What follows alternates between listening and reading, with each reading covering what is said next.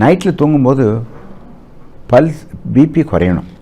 Suppose பகலில் 140-80 இருக்குன்னு வச்சுக்கோங்களேன், நைட்டில் 120க்கு வரணும்.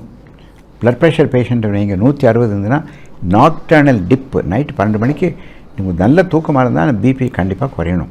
ப்ளட் ப்ரெஷர் குறையுதா, பல்ஸ் ரேட் குறையுதா, எவ்வளோ தூரம் மூச்சை நிறுத்துறீங்க, உங்களுக்கு தெரியாமையே மூச்சை நிறுத்தி எப்படி உங்கள் தூக்கத்தை கெடுக்குது.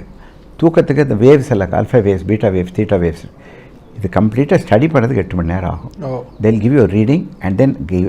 அது மாதிரி அப்ஸ்ட்ரக்டிவ் ஸ்லீப் அப்னியா இருந்ததுன்னா சிபேப்னு ஒரு மிஷின் வைப்பாங்க. முகத்தில் ஒரு மாஸ்க்கை வச்சு இப்படி பண்ணிவிட்டு அது ஒரு மிஷின் பக்கத்துலேயே பெட்டில் வச்சுட்டோன்னா அது நல்ல ப்ரெஷர் கொடுக்கும். அந்த மிஷின் நல்ல ப்ரெஷர் கொடுக்கும்போது மூச்சு நிற்காது. நீங்கள் தூக்கத்தில்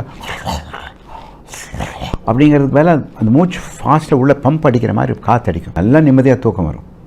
போஸ்ட் சிபேப் பைபேப் மிஷினை போட்டதுனால அதே அந்த ஸ்லீப் ஸ்டடி பண்ணும்பொழுது அந்த மாறுபட்ட அந்த கம்ப்ளீட்டாக நல்லாயிடும். இப்போ இது வந்து ப்ரெஷர்னால தான் இது மாதிரி வருது, ப்ளட் ப்ரெஷருக்குனால தான் அந்த மாதிரியான ஒரு மாதிரி சவுண்ட் இல்லை இது இருக்கிறனால தான் ப்ளட் ப்ரெஷர் வருது.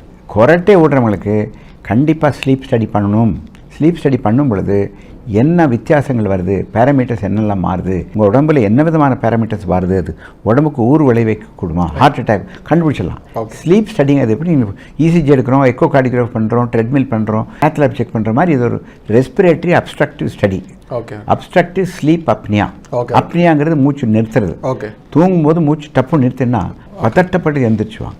அதே மாதிரி பகலில் தூக்கமாக வரும். ஆமாம், இந்த நைட்டில் சரியாக தூங்கலைன்னா பகலில் தூக்கம் வரும். பகலில் தூக்கம் வரும்போது நீங்கள் டிரைவிங் பண்ணும்போது ஆக்சிடென்ட் ஆகும். இப்போ டாக்டர், இப்போ நிறைய விஷயம் என்னென்னா, இப்போ வந்து குழந்தைங்கள்லாம் ஸ்கூல் போகிற குழந்தைங்களே முன்னால் வந்து ஒரு 8th ஸ்டாண்டர்ட் படிக்கிறாங்கன்னா ஒரு குழந்தைய வந்து ஓகே பார்த்தா 8th ஸ்டாண்டர்ட் படிக்காங்க, 10th ஸ்டாண்டர்ட் படிக்கான்னு சொல்ல முடியும்.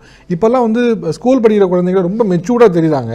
ரொம்ப ஓவராக பார்க்கும்போது 10th 12th படிக்க உள்ள குழந்தைங்கள பார்க்கும்போது காலேஜ் படிக்கிற மாதிரி தெரியும், ரொம்ப மெச்சூர்டாக தெரியுறாங்க அப்படிங்கிற மாதிரியான ஒரு இது வைக்கிறாங்க. இப்போ பெண்களே பார்க்கும்போது அவங்க வந்து வெகு இயர்லியாக பியூபர்ட்டி அடைஞ்சிடுறாங்க அப்படிங்கிற மாதிரியான ஒரு இது வைக்கிறாங்க. என்ன ரீசன்னால?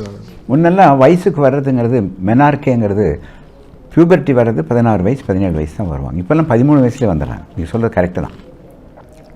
மெச்சூரிட்டிங்கிறது ஃபிசிக்கல் மெச்சூரிட்டி, நல்ல உடம்பு பெருசாகிறது, நல்லா அமைப்புமே வந்து நல்ல மெச்சூர்டாலாம் தெரியுது, முகமும் மெச்சூராக தெரியும், உடம்புல மார்பகங்களும் பெருசாக இருக்கும், நல்ல தொடையெல்லாம் பெருசாக இருக்கும்.